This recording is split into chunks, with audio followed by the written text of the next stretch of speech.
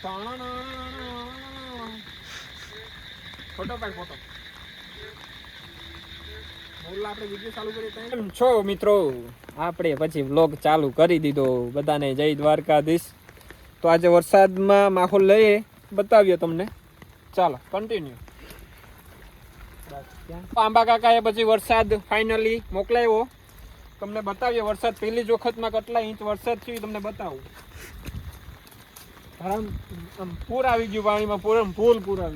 બંધ કરીને ચાલુ કરતા. તો મિત્રો આપણે આંબા કાકાની મેળ થઈ ગઈ છે ફાઇનલી. કેટલા મહિનાથી વાટ જોતા હતા, 2 મહિનાથી વાટ જોતા હતા કે આંબા કાકા હવે વરસાવે તો સારું. આંબા કાકાએ આપણી સાંભળી લીધી. તો આપણી નદીમાં પાણી પણ આવી ગયું છે. કેટલા ઇંચ એવું તો ખબર નથી પડતી કેમેરામેન મને. વરસાદ વરસો પાણી આવી ગયું છે.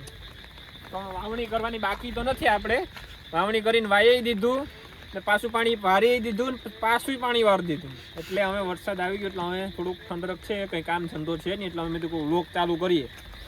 તો કન્ટિન્યુ બતાવું આગળ આપણે. તો આપણે અહીંયા રીલ શૂટ કરી હતી. દીપડાને રમાડતા હતા એવી આ એરિયામાં.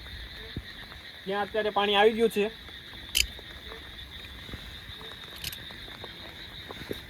પાણી આવે છે ધોધમાર.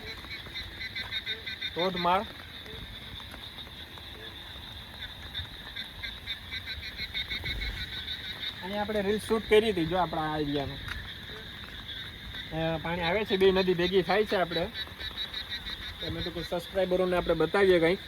આજે હાવ નવરાજ છે, કંઈ કામ ધંધો છે નહીં. વહેલા નવરા થઈ ગયા તો મેં તો કોઈ વ્લોગ ઉતાર નાખીએ. પણ ડીકેભાઈનો રસ્તો છે આપણો. કેમ કે આ સાઈડે આપણું છે ને આ સાઈડે આપણું છે. સરકારને આપણે રસ્તો વેચ્યો એટલે બાબા ડીકેભાઈનો રસ્તો છે. કોઈ પણ રોકટોક કરે તો કોન્ટેક્ટ કરજો મને. બંધ કરો. તો આપણે 28-29 દિવસની માંડવી છે. એકવાર તો પાણી વારી દીધું હતું, પાછું પાણી વારી દીધું વરસાદે. આપણે થોડુંક અમે આરામ કરવાનો છે ખેડૂતોને. વાવેતર થઈ ગયું. આરામથી જલસા કરવાના છે હવે ચોમાસામાં. હજી જેને વાવેતર બાકી છે, વાવણી કરવાની બાકી છે. થોડોક સમય વરસાદને કીધું ગેપ રાખે એટલે વાવેતર થઈ જાય બધાના. પછી ભલે હોય હા કરે સરખે, નુકસાન ન થાય એ પ્રમાણે વહરવો જોઈએ. ચાલો કન્ટિન્યુ સ્ટાર્ટ. મિત્રો પાણી ભરાઈ ગયું છે. વરસાદ આવી ગયો છે હબ્બાઉ. તો આ ખેતરમાં પાણી ભરાઈ ગયું છે. આ થોડીક મોડી માંડવી છે. આ 25-26 દિવસની માંડવી છે મોટા બાપાની.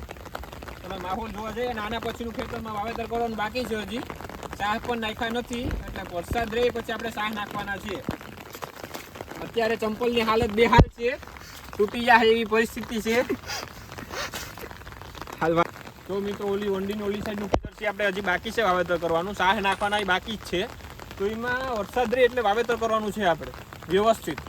જીવી વાવવાની છે આપણે ફર્સ્ટ ક્લાસ. હવે આપણે બગીચાનો ઇન્ટ્રો કરીએ. બગીચામાં પાણી આવે આપણે કડ માથે.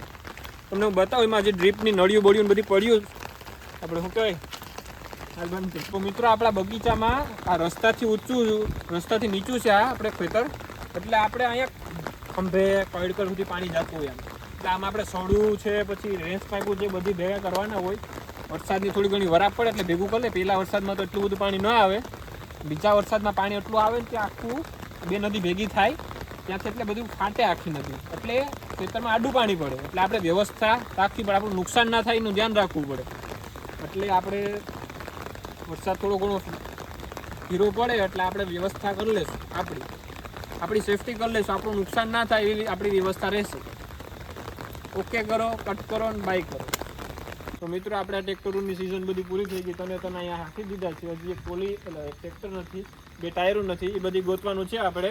સિઝન ચાલુ થાય ત્યાં. સિઝન ચાલુ નથી થવાની ત્યાં સુધી આમને પડ્યું રહેવાનું છે. ટ્રેક્ટરે ગોતવાનું છે ને 2 ટાયરો ગોતવાના છે સિઝન ચાલુ થાય પછી. ચાલો આપણે અહીં વ્લોગ પૂરો કરીએ. બધાને જય દ્વારકાધીશ. કેવો લાગ્યો કોમેન્ટમાં કહેતા જાજો. નવા હોય તો લાઈક શેર સબસ્ક્રાઈબ કરતા જાજો. બધાને જય દ્વારકાધીશ.